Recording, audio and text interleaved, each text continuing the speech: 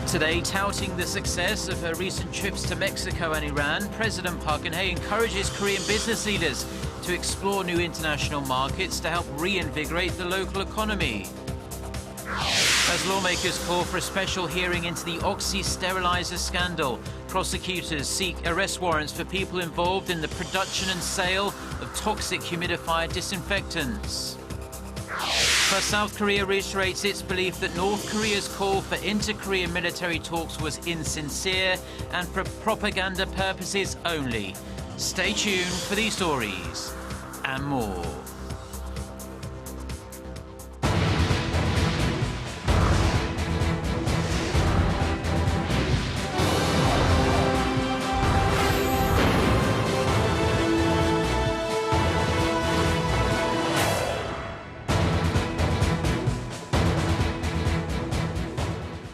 Hello to our viewers around the world. It's 6 a.m. on Thursday, May 12th here in Seoul. Thank you for joining us.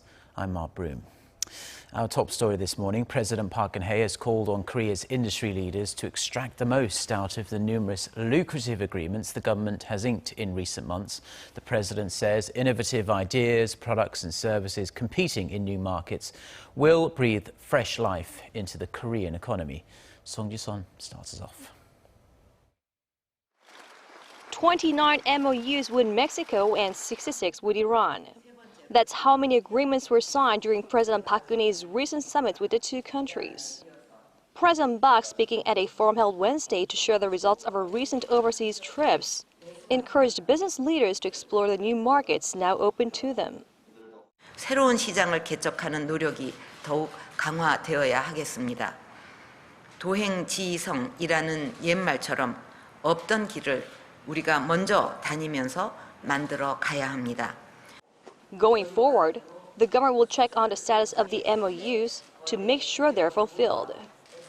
The business leaders in attendance asked for more chances to meet with local buyers in new markets. We need to establish new relations with credible foreign buyers. We need to be provided with a credible database of foreign buyers and match us with business partners. President Park also made note of the free trade deals Korea has with the world's major economies, saying that they too can boost exports, which, when coupled with Korea's brand value, can appeal to Hallyu or Korean wave fans. In line with their creative economy drive, President Park also encouraged entrepreneurs to venture into markets both at home and abroad, using innovative ideas that can appeal to consumers beyond borders. 어떤 새로운 아이디어를 가지고 기가 막힌 제품, 어디도 따를 수 없는 최고의 제품과 서비스와 또 어떤 시스템을 이렇게 만들고 개발을 한다면 그거는 내수 수출이 따로 없고 국내에서도 시장에서 인기를 끌 거고 해외도 그럴 거라고 생각을 합니다. The Korean leader called on smaller companies and startups to actively participate in overseas business opportunities while emphasizing the potential of new export items in the smart city, e-commerce, and energy-related sectors. Song Ji-son, Arirang News. And delivering on her promise, President Park Geun-hye will now help Korean businesses explore Africa. President Park will travel there on May 25th, visiting the capital cities of Ethiopia, Uganda and Kenya. In addition to summit talks in each country, business forums will be held on the sidelines to help Korean companies enter those markets. Her first stop, Ethiopia. She will become the first South Korean leader to deliver a special speech at the African Union headquarters. She'll express Seoul's vision for the continent. In all three countries, Seoul will launch an official development assistance project dubbed Korea Aid. It's a new service that provides mobile services such as ambulances for health checkups and even access to Korean cultural contents. President Park will then fly to Paris on a state visit for summit talks with French President François Hollande. Marking 130 years of diplomatic relations, the two countries will upgrade their comprehensive partnership. Lawmakers have begun looking into the toxic humidifier scandal surrounding the Korean unit of Britain's Oxy-Reckitt Benckiser. The three main parties want a hearing on the case but can't seem to agree on when it should be held. Ji Myung-gil has the details. Environment Minister Yoon Sung-gyu appeared before the Parliamentary Environment and Labor Committee on Wednesday to address the toxic humidifier sterilizer scandal surrounding the Korean unit of British firm Oxy-Reckitt Benckiser. The toxic humidifier sterilizer disinfectant case has caused a massive number of deaths, resulting from sales of problematic products and the absence of necessary regulations. The minister said the government would look into how biocide products that are not authorized for use in other countries came to be sold in Korea. It will also work to verify that other products already on the shelves are safe. A biocide is a chemical substance that can kill living organisms and is found in things like cleaning agents used in the home and insect repellent. The ruling Saenuri Party is pushing for a parliamentary hearing and audit of the companies and government organizations linked to the toxic humidifier disinfectant case, but with one condition. We should decide on whether to hold a parliamentary hearing after evaluating the progress of the prosecutorial probe. We will negotiate with the opposition parties to fix the schedule. The opposition parties want to see a hearing held as soon as possible, while the prosecutorial probe is going on. Although our party is demanding a parliamentary hearing, the government and the ruling Saenuri Party are being hesitant. A hearing is necessary to safeguard the public. Launching a parliamentary probe into the humidifier disinfectant scandal will be our top priority for the upcoming 20th National Assembly. The opposition parties also called on the Assembly's fact-finding committee to find out why the prosecution took such a long time to start a probe, when people started filing lawsuits against the company in 2012. In addition, they said the government was responsible for the scandal because of its failure to screen products containing the fatal chemicals. Kim Young-gil, Arirang News. Staying with that story, the prosecution is seeking arrest warrants for 4 related officials, including the former CEO of Oxy Korea.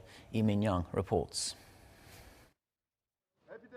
The bereaved Korean father who lost his son to a humidifier sterilizer product made by Oxy-Reckitt Benckiser and who lodged a protest in front of the British firm's London headquarters returned to Korea and vowed to embark on possible legal actions against the company. At a press conference at Incheon International Airport, Kim Deok-jong expressed his deep frustration. The CEO flatly refused our request to make a formal apology to the victims and their families and properly compensate them, saying that reiterating the stance he took before is enough. Kim said he is planning to bring criminal charges against the company in collaboration with Korean prosecutors and civic groups in Denmark, where similar claims have arisen. Kim protested in front of the company's London headquarters last week to demand compensation for the loss of his son, who died in 2009 after battling a respiratory illness he says was linked to Oxy products. Various civic groups as well as lawyers have also declared their intention of having the perpetrators punished, while contending that a punitive damage system should be adopted in Korea. Punitive damage is widely imposed in other countries like the US and the UK. If Korea also adopts a similar system, companies would be extra cautious about their products, and customers would receive proper compensation when needed. Meanwhile, an arrest warrant for the perpetrators of the Oxy scandal has been requested for the first time ever since the fatal cases caused by sterilizers became an issue in 2011. 4 will go through suspect interrogations, including former CEO Shin Yeon-woo of Oxy Korea, as well as the seller and manufacturer of the sterilizer Cefu. Shin denied all charges. The government confirmed that over 200 people suffered from lung damage and about 80% of the victims were Oxy users. Lee Min-young, Arirang News. North Korea's Workers' Party Congress wrapped up this week with the Kim Jong-un regime throwing more diplomatic curveballs. It wants to continue its pursuit of nuclear weapons while seeking better inter-Korean ties, a dual policy Seoul has made clear that it can never accept. Connie Kim reports. Concluding its highest political gathering in 36 years, North Korea called for military talks with South Korea, a proposal to which Seoul continues to hold a consistent and hardline stance. North Korea has not stopped its threat on South Korea during its review of works and discussions during the Congress. Since Pyongyang has not stated giving up on its nuclear weapons, Seoul believes that the proposal is a propaganda attack lacking sincerity. Pyongyang stated it will push for a peaceful reunification of the two Koreas, but at the same time threatened to mercilessly wipe out all opposition if Seoul opts for war.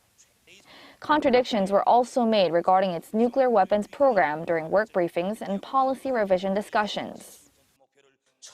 We achieved great success with our first hydrogen bomb test and the launch of the observation satellite Hwangmyongsong-4. They raised the dignity and might of North Korea to the highest level.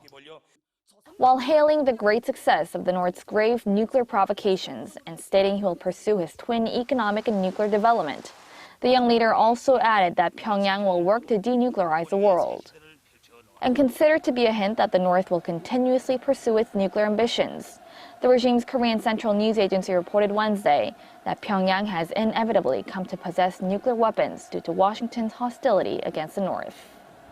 Kim Jong-un has sought to solidify his leadership through the rare political convention. But the conflicting statements he has made about the North's inter-Korean policy and its nuclear ambitions are likely to further isolate the regime from the international community. Connie Kim, Arirang News. North Korea is set to begin another campaign to press its people to work harder shortly after ending a 70-day campaign of loyalty last week. The North state-run newspaper Nodong Shinmun issued a statement on Tuesday, in fact, saying the Workers' Party Congress appealed to the North's troops, military officials and people to take a great leap and innovation. Experts in the South say the new campaign indicates Pyongyang is preparing to tighten its belt to overcome potential economic hardships. They also say Kim Jong-un appears displeased with the country's nuclear and economic outcomes, and the new work campaign shows he is worried. South Korea, the United States and Japan have agreed to turn up the heat on North Korea. Seoul's foreign ministry says its chief envoy to the six-party talks, Kim Hong-gyun, had reached the agreement through separate phone calls this week with his Japanese counterpart Kimihiro Ishikane and US Delegate Sung Kim. The representatives shared their evaluations on the North's Workers' Party Congress as well, and they discussed the need to continuously raise the bar, raise the pressure on Pyongyang in order to bring about the regime's denuclearization.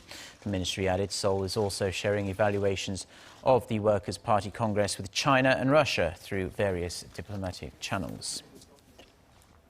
And Russia's foreign ministry has confirmed that it has a will to fully implement the UN sanctions on North Korea and says it's currently fine-tuning its stance with government ministries. In an exclusive interview with Seoul-based Yonhap news agency, the ministry said that a presidential executive order had been drawn up and that interministerial talks will be completed by Thursday. Today, at the earliest, the executive order stipulates Russia's faithful implementation of the sanctions that include measures like the financial containment of North Korean money and a ban on imports of North Korean minerals. The order instructs ministries to take action on all of the UN sanctions within 90 days of the adoption on March 2nd. The law firm at the center of the Panama Papers scandal says it's filing a suit against an international journalist group for the leak of information it claims is false. Panama-based Mossack Fonseca says the international consortium of investigative journalists forced it to start aggressive legal action to protect itself from such acts, which, since they are crimes, must be taken to the proper bodies for due process. The Panama Papers reveal more than 360,000 names of individuals and companies behind anonymous shell firms alleged to have stashed or transferred assets to tax havens. The documents implicate some of the world's most powerful leaders, like Russian President Vladimir Putin and British Prime Minister David Cameron, to unreported offshore accounts.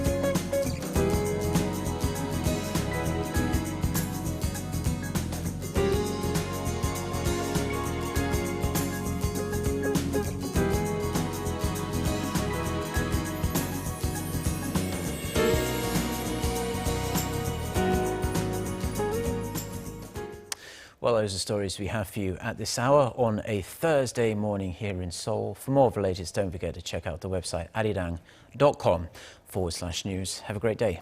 Goodbye.